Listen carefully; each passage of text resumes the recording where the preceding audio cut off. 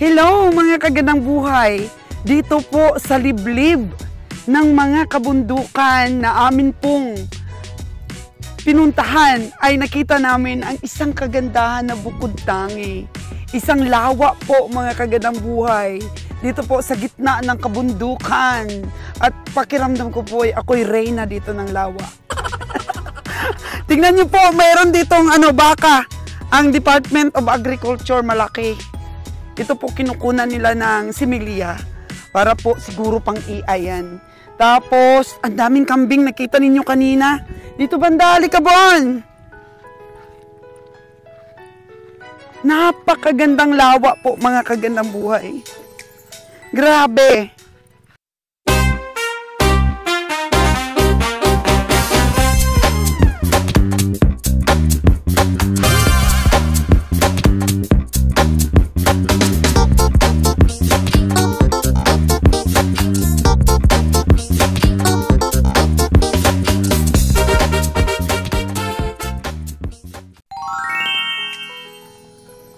Ito na po mga kagandang buhay yung sisipatin. Lon, mukhang mga bata pa, no? Pangletsunin daw.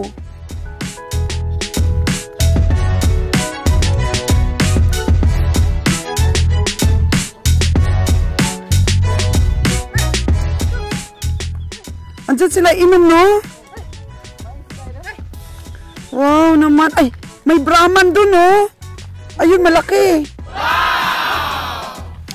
Asa DA daw yan? Kinukunan nila ng similya?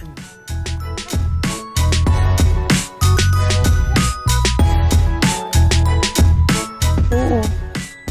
Dami, oh. Puro mga pula.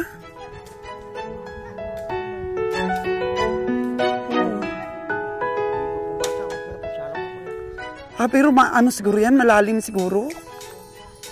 Grabe, no, may naipon ditong tubig, parang lake talaga siya. Lake talaga. Grabe yung nature, no? Oo. Akala natin parang mga bukid-bukid lang. Pagdating mo pala dito, napaka-fresh. Oo. Oh, grabe. Napakaganda pala nitong lugar na to.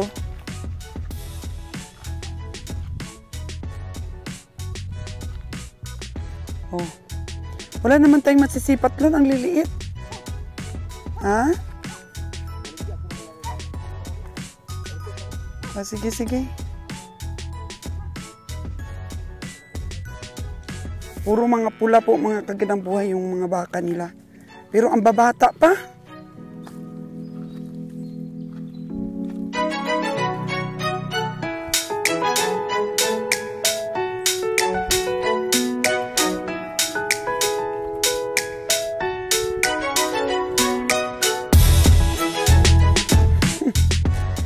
Ang daming baka, puro pula.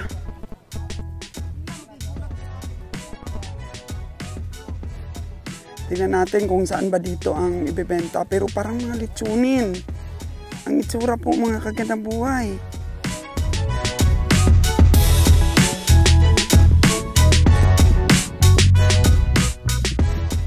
Sarap tingnan, no? Sarap pagmasdan yung mga baka.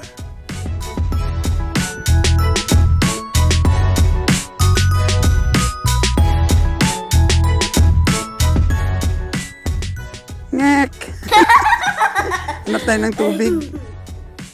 May tubig ka ba dito, Day? Sa ubos? Nakaapak ako ng tai eh. Oh no! Ay, oo. Pwede raman, oh. Ah, baka malalim. Di pa naman marunong lumangoy. Sige, hanap na lang mamaya. So, maghanap ako ng tubig, Lon. Saan ba daw? Oh, dito lang pala.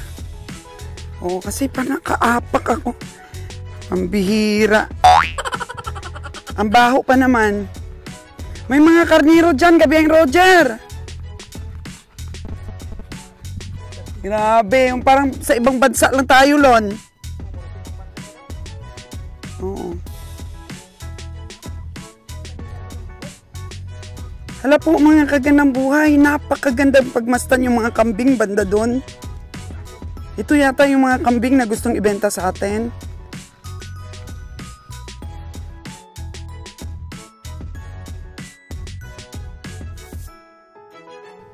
Ay, grabe. Ang dami, oh. Wow! Ay, grabe.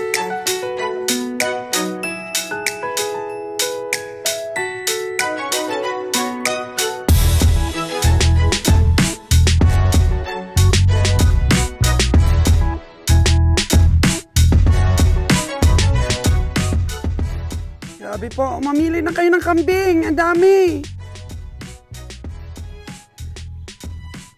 Hello mga kagandang buhay.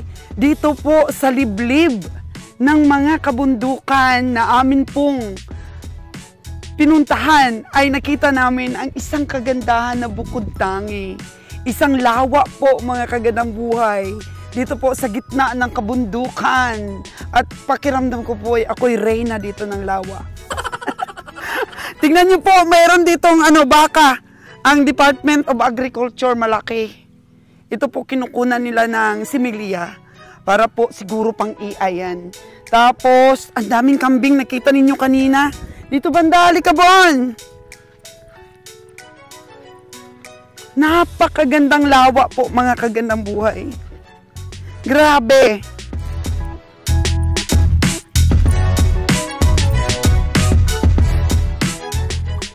Ang daming mga suso. So, kailangan po natin maghugas ng paa. Dahil naapakan po natin ang grasya dito sa bundok na to. May lawa, mga kagandang buhay. Ay, grabe. Sa ko, pantalon. Oh, no! Gandang mag-alaga dito ng bibi, ah. Grabe, napaka-bless naman ang may-ari nito.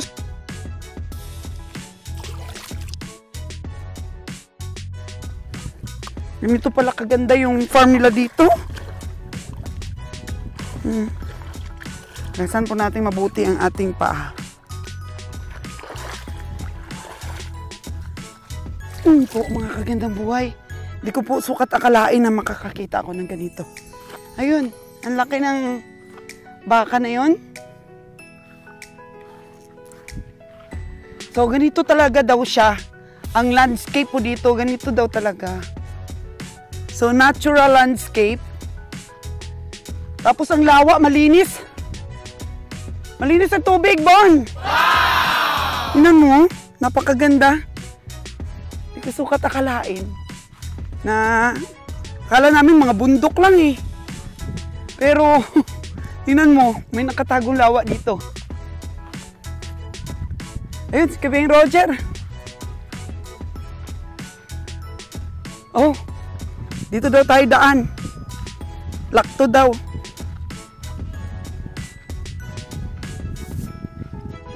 Napakalaking turong baka po.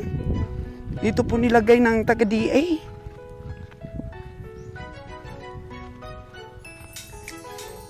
Laki ng tubuhan. Tapos yung nagpaganda talaga mga kagandang buhay yung lawa. So sulit na po mga kagandang buhay. Ang punta natin dito, nakakita naman po tayong magagandang view. Pero maliliit pa. Maliliit pa yung mga binibentang baka. Aww. Ito ang yaman ng Negros. Ang layo siya sa, sa highway. Pero, may lawa na itinatago. Yun mo, halos hindi makita, di ba? Yun. Yung baka lang makikita natin. Oh, sus. Grabing view. Ang ganda.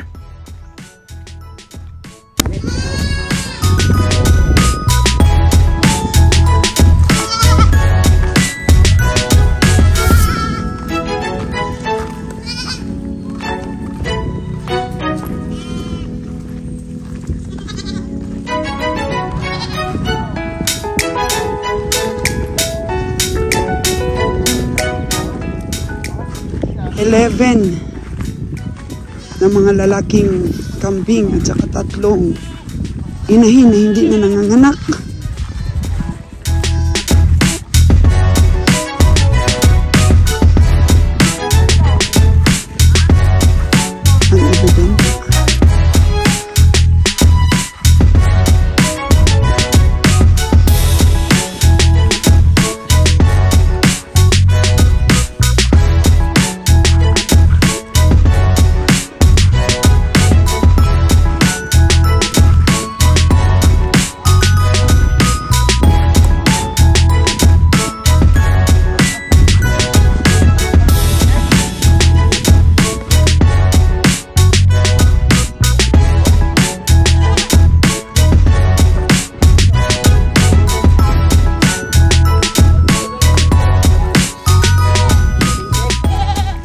karnero, di ba binibenta? Ay, grabe oh. Parang sa ibang bansa. Hindi binibenta ang karnero. Ando na yung karnero oh.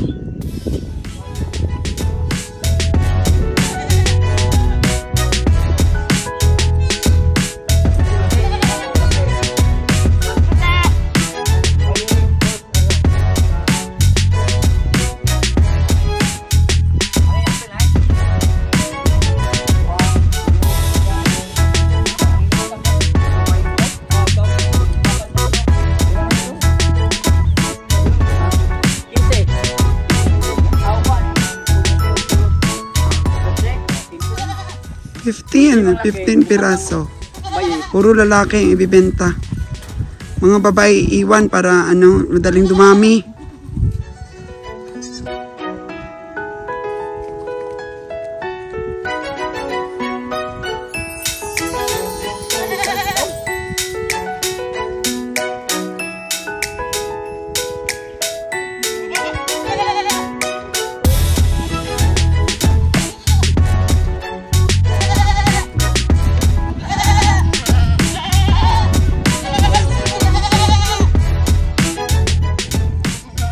Magkano presyo lang? Like 6,000? Oh.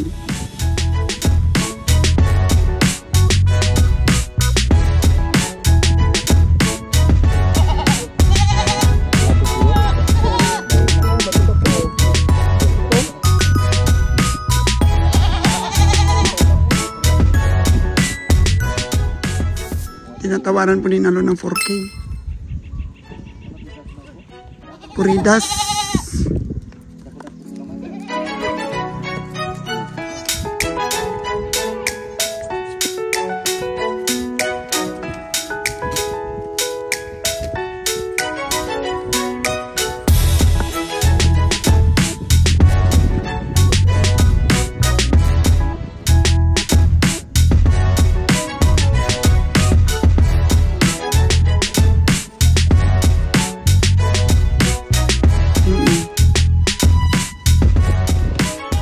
All in 15 pieces.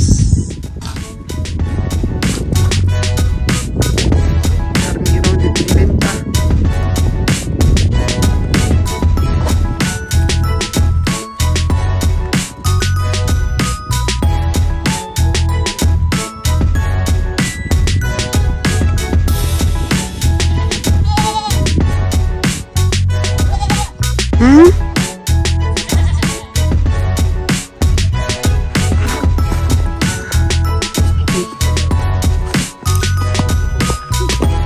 Madala. Bagamat hindi po naging successful yung atin pong pagsipat sa San Carlos, mga kaganang buhay ng baka, ay pagmasdan natin yung ating mga kalabaw ngayon na ibabiyahe na. Maglo-loading na po kami, mga kaganang buhay. At least dito po sa Negros, sulit kapag may mga referral po sa amin. Sulit po talaga na puntahan namin dahil, di ba, nakita niyo rin, breathtaking views talaga. Libre na po yung pamamasyal, libre na po yung makatuklas po tayo ng mga magagandang tanawin na nakaka-refresh po sa atin, di ba? Ayan po mga kalabaw natin, oh. Ha, dumating na po yung mga baka at kalabaw ni Kabiang Winnie. Ayan na po sila. Yeah! Oh.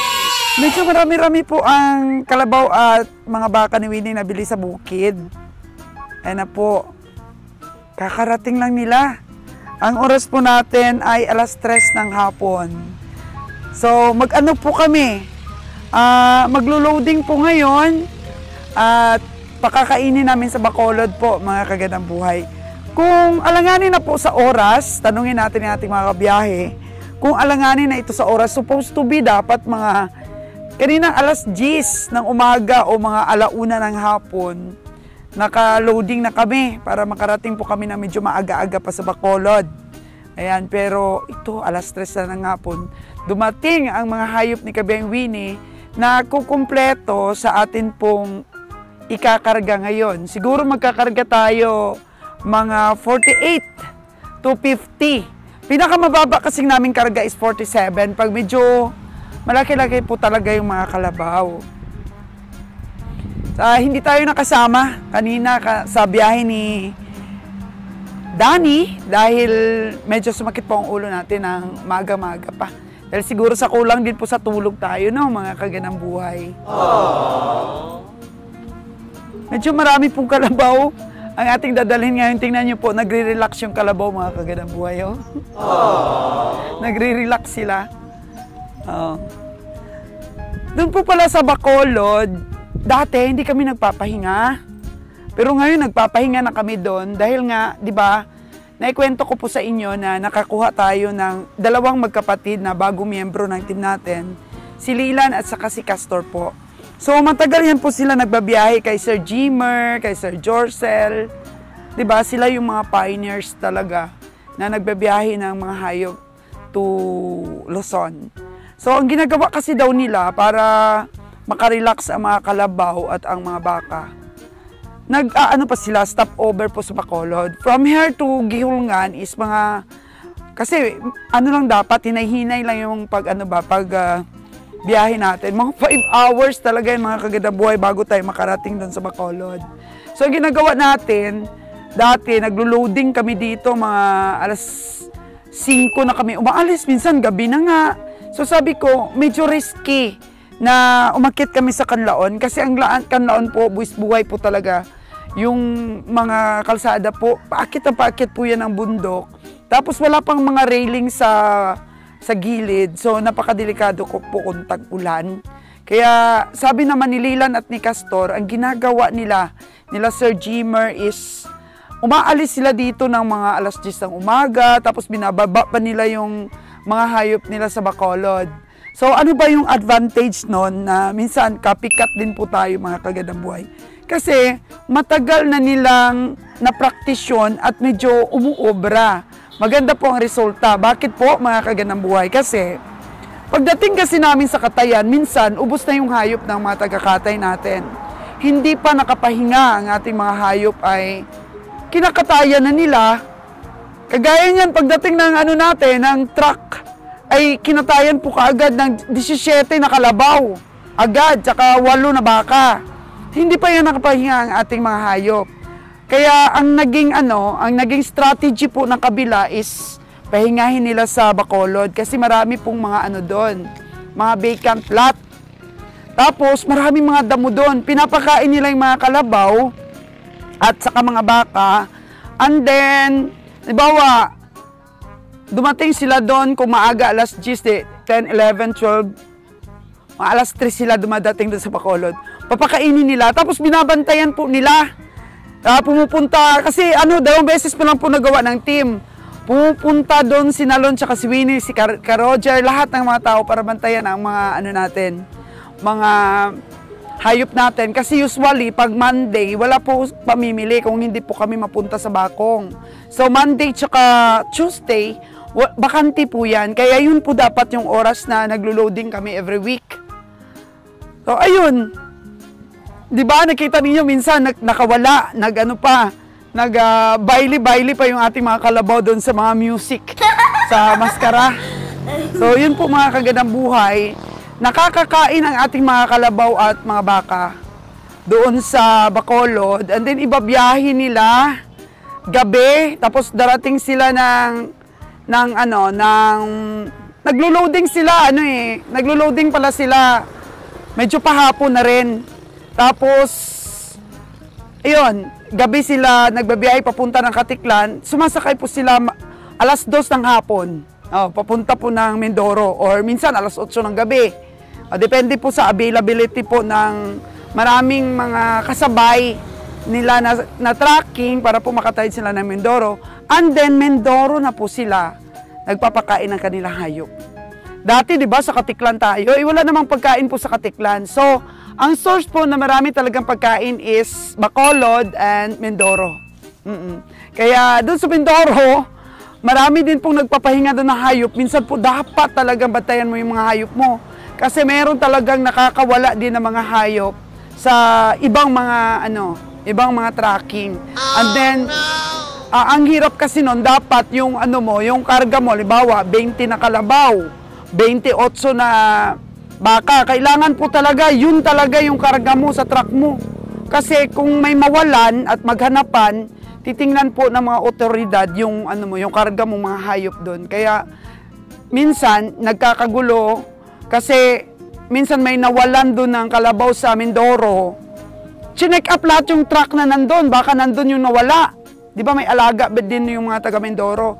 Tapos yung isang tracking doon, sobra yung dala nilang kalabaw kesa sa sa credentials. Yan po mga kagandang buhay. Di sila yung mapagbintangan kasi yung 15 lang yung karga nilang yung yung credentials nila, tapos 17 yung karga nilang kalabaw. Di lagot ka. Kaya napaka-importante na tama talaga po yung credential natin sa karga nating hayop. Minsan nagkakakarga rin po kami. Halimbawa, minsan benching ko na kalabaw, benching ko din na baka, ayaw umakyat ng isang baka, pinapalitan namin ng kalabaw. Hindi po dapat yun gawin, sabi ko kay Kabeng Roger. Kasi pagdating ng gipit-gipitan, tanungin at tingnan ang ating mga credentials, pwede tayong mapagbintangan na yung kalabaw na yun nawala dyan sa truck mo. Kaya dapat maingat din po mga kagandang buhay sa biyahe talaga natin. Dapat i-comply talaga natin. Yung dapat i-comply, tama talaga mga kagandang buhay. Kaya maglo-loading po kami ngayon. Sana makaabot pa kami, ewan ko lang. Pero kung hindi, di bukas na lang po mga kagandang buhay. Di ba ang ganda, breathtaking views talaga yung pinuntahan namin. Ano yun? Sa gitna ng kabundukan, binibiro ko pa nga sila Kabiyang Roger, ano kaya kung ma-ambush tayo dito? Hindi ba to critical area? Kasi kung ma-ambush kami, puro tubuhan doon. Kaya biniro ko sila, ako, mabilis naman ako tumakbo. Pero hindi ka pa rin maliligtas po sa bilis ng takbo mo. Kung talagang, madidisgrasya ka po, mga kagandang buhay. Kaya minsan, yun din ang isa alang-alang dapat namin. Sabi ko, kung critical area ba yung dapat naming puntahan, wag na lang. Wag na lang pong sumipat doon sa na lang tayo, sa livestock auction na lang. Diba? So, napakaganda po ng mga katawan ng mga kalabaw ngayon na ikakarga natin. Tingnan natin yung kay Kabiyang Winnie, mukhang marami.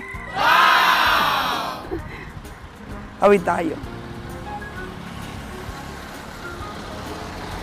Yung iba po, gumagastos talaga para makapag-vlogs. Pero sa akin po, all in. Tapos yung iba, gumagastos din para magbakasyon. Pero sa akin, all in na rin. Nakakakita ko ng mga magagandang views. Dahil sa ating mga sipatahan, mga kagandang buhay. Hindi ko talaga lubos akalain na habang pumupunta na po ang edad natin sa golden age, ay meron pa palang mas magandang adventures na mangyayari sa buhay natin. Kaya kayo po, mga kagandang buhay, marami pang mangyayari. Kahit mag-edad na tayo ng golden age, no? Balang araw. Ilang taon pa naman? 3 taon. Hala, medyo marami yung karga talaga ni Kabeng Winnie. At saka mukhang malalaki. Oh. Kaya open po tayo lagi sa mga magandang pangyayari sa buhay natin. Kahit minsan medyo mahirap, kahit minsan hindi tayo ready sa mga pagbabago sa buhay natin, pero yakapin na lang po natin kung ano po ang gusto ng Diyos sa atin. Diba, mga kagandang buhay? At marami rin pong orders kay Kabeng Roger na mga alagain. So, ma-inspire po mga kagandang buhay. Kailangan po ma-cover up ko yun. Kailangan ma-vlogs ko po yun para naman sa ibang mga farmers na gusto nilang i-upgrade yung mga alaga nila. So, ayan po mga kagandang buhay. At samahan niyo po ako. First time po nating matunghayan yung pag-aalaga natin ng mga baka at mga kalabaw natin dun sa Bacolod, Bacolod City. Imagine that. Malapit lang naman sa pier, pero marami kasing mga bakante pa doon. At saka hindi naman masisilan yung mga bantay doon. Mas gusto nga nila yon na makain ng mga hayop. yung kanilang mga damo. So, ayan po yung mga baka natin. Yan, napakain na po yan. Napakain na. So, yan po, pakakarga natin. Mukhang marami talaga ito kay Winnie. Tingnan mo po mga kagandang boy. Ay, naku talaga itong baka na to. Gusto yata magpakamatay. Tingnan yung mga kagandang buhay. Pinasok po ang ulo dito sa kabila. Oh, no! Oh. Pinasok ang ulo. Ay, luka talaga tong kalabaw na to. Gusto yatang, magpakamatay. Kado yan, ha?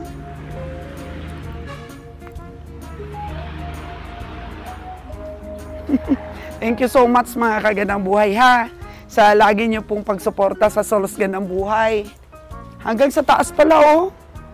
May karga. Oh. Ito yung mga tubo na babaunin. Ay, hindi na babaunin. Hindi na babaunin. Hindi na pala nagbabaon ngayon kasi papakainin naman sila sa Bacolod. 1, 2, 3, 4, 5, 6, 7. Ay, ang daming baka. 7. 1, 2, 3, 4, 5, 6, 7, 8, 9, 10, 11, 12. Mga 17 yata yung gawinin na to. Hangin natin siya. Kaya abangan ang amin pong pagpunta sa Bacolod para pagkainin ang ating mga hayop.